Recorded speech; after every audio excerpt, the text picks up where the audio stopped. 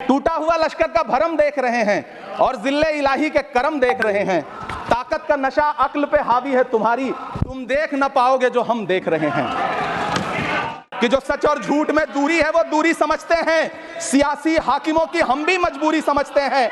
वो अपना हक समझते हैं निवाला छीन लेने को, डकैती को बहुत से लोग मजदूरी समझते हैं। इस सरकार को आलोचना सुनने की आदत नहीं है सभापति महोदय। वहां एक कहावत है कि बिटिया की तारीफ किसने की, बिटिया की महतारी ने। प्रतापगढ़ी। धन्यवाद सभापति महोदय। 83 मिनट 71 बार थपथपाई गई मेज, 14,417 शब्दों का बजट भाषण और उस बजट में अपने लिए राहत तलाशती मिडिल क्लास की हैरतजदा आंखें। सभापति महोदय, मेरे हाथों में जो दस्तावेज है दरअसल ये देश के किसानों, गरीबों, मजदूरों की उम्मीदों का स्मारक है। ऐसा लग रहा है जैसे वित्त मंत्री महोदय ने बजट नहीं तैयार किया है बल्कि प्रधानमंत्री जी की मन की बात का संकलन तैयार किया है।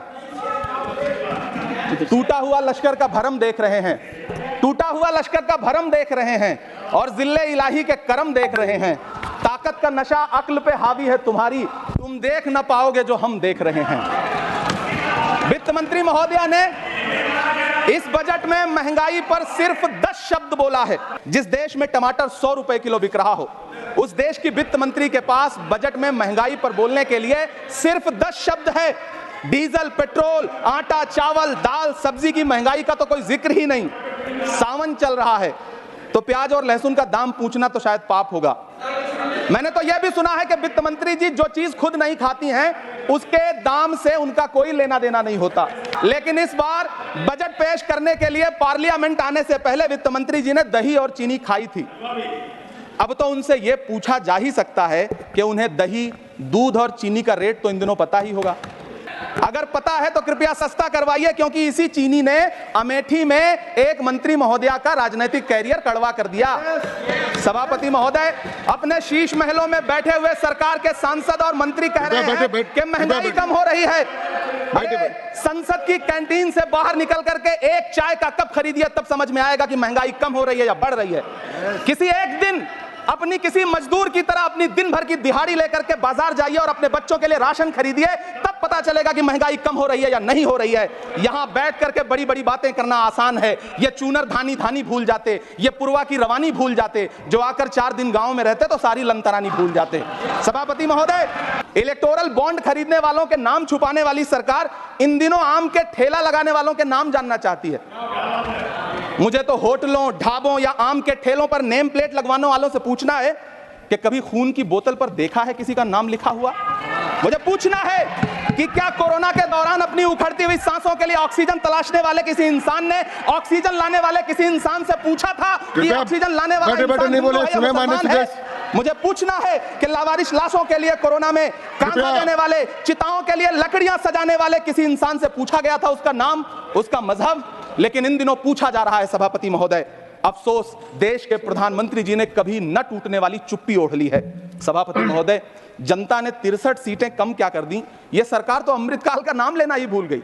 ये भूल गई है अमृतकाल को, ये भूल गई है मनरेगा को, ये भूल गई है मौलाना आजाद नेशनल फेलोशिप को, ये भूल गई है मणिपुर को, ये भूल गई है महाराष्ट्र को। महाराष्ट्र जो देश की आर्थिक राजधानी है, जो टोटल कॉर्पोरेट टैक्स का 40%, इनकम टैक्स का 32% और जीएसटी का 20% इस देश को देता है, उस महाराष्ट्र के लिए इस बजट में एक शब्द नहीं है।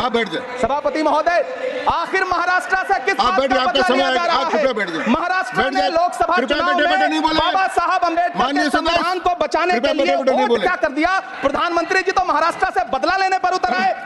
अब तो शायद उन्हें याद भी ना हो यवतमाल का वो दाभड़ी गांव जहां 20 मार्च 2014 को वो किसानों के साथ चाय पर चर्चा करने गए थे और उनकी किस्मत बदलने के सपने दिखाए थे।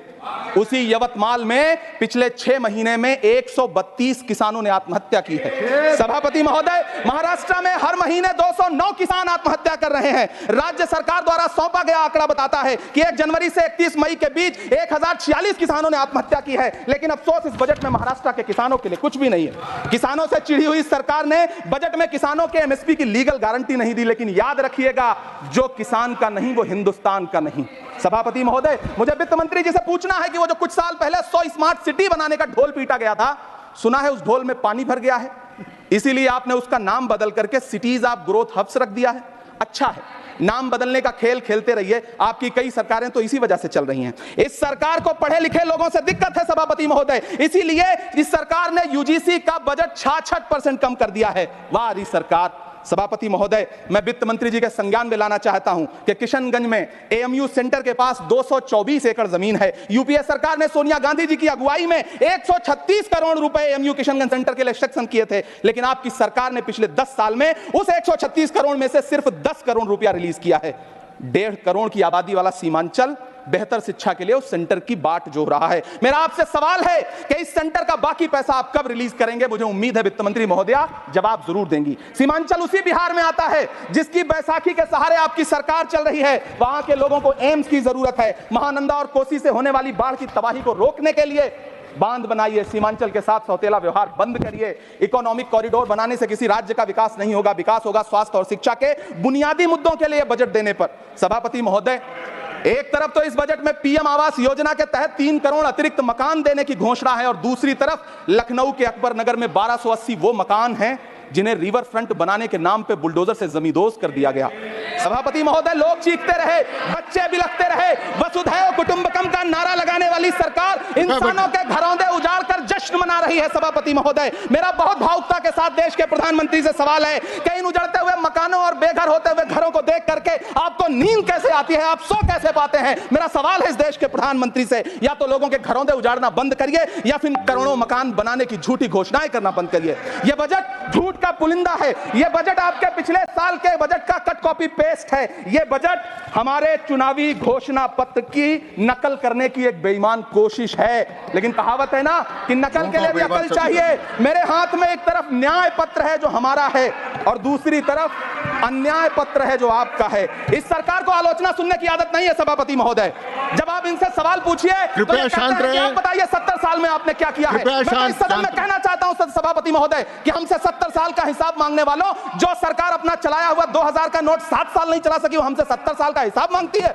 सभापति महोदय, मैं अंत में आपसे यह कहना चाहता हूं, यह बजट बैसाखी पर टिकी हुई सरकार का कुर्सी बचाओ बजट है। इस बजट में राज्यों के साथ, किसानों के साथ, नौजवानों के साथ, महिलाओं के साथ, देश के मिडिल क्लास के साथ अन्याय किया गया है और इस अन्याय का खामियाजा आपको महाराष्ट्र, हरियाणा और झारखंड के चुनाव में भुगतना पड़ेगा। सभापति महोदय, इस सरकार ने नोटबंदी लगाकर देश की आम जनता की बैठे नहीं बोले, टैक्स लगा करके छोटे व्यापारियों के कारोबार छीन लिए, पेपर लीक करवा करके युवाओं की आंखों से नौकरी के सपने छीन लिए, अग्निवीर लाकर देश के जवानों की उम्मीदें छीन ली, बुलडोजर लगाकर लोगों के आशियाने छीन लिए, महंगाई लाकर देश की जनता की थाली से निवाले छीन लिए और नारा लगाया कि हम तो सेवक हैं, 18-18 घंटे काम करते हैं। इन्हीं लोगों के लिए किसी ने शेर कहा है कि जो सच और झूठ में दूरी है वो दूरी समझते हैं, सियासी हाकिमों की हम भी मजबूरी समझते हैं, वो अपना हक समझते हैं निवाला छीन लेने को। डकैती को बहुत से लोग मजदूरी समझते हैं। हमें पता है कि कैसी मजदूरी की जा रही है। सभापति महोदय, मैं यहां खड़ा होकर के अंत में आपसे कहना चाहता हूं कि इस बजट में तमाम राज्यों के साथ अन्याय किया गया है। इस बजट में युवाओं के साथ अन्याय किया गया है, महिलाओं के साथ अन्याय किया गया है और खास तौर से महाराष्ट्र के लिए कुछ नहीं रखा गया है। महाराष्ट्र बाढ़ से जूझ रहा है, पानी बरसने से 1500 से ज्यादा लोग मारे गए हैं। उस शहर को, उस राज्य को 4000 करोड़ के पैकेज की जरूरत है ताकि जो फसलें बर्बाद हुई हैं लोगों को राहत दी जा सकी। लेकिन अफसोस, इस बजट में महाराष्ट्र के लिए ऐसा कुछ भी नहीं है। मैं आखिर में यह कहना चाहता हूं कि पिछले 7 दिन से इस बजट का बड़ा ढिंढोरा पीटा जा रहा है, इसे महान बताया जा रहा है। लेकिन कौन महान बता रहा है? सत्ता पक्ष के लोग, उन्हें तो बताना ही है, क्योंकि मैं अवध क्षेत्र से आता हूं, प्रतापगढ़ से। नीरज भाई भी अवध और पूर्वांचल से आते हैं। वहां एक कहावत है कि बिटिया की तारीफ किसने की? बिटिया की महतारी ने, यानी कि बेटी की प्रशंसा किसने की? मां ने। तो इस बजट की तारीफ सत्ता पक्ष करे तो करेगा ही, लेकिन विपक्ष के एक भी सांसद से आप पूछिए कि क्या उसके राज्य को कुछ मिला है, तो वो ये कहेगा कि नहीं, कुछ भी नहीं मिला है। बहुत बहुत धन्यवाद सभापति महोदय, मुझे आम बजट पर अपनी राय रखने के लिए धन्यवाद।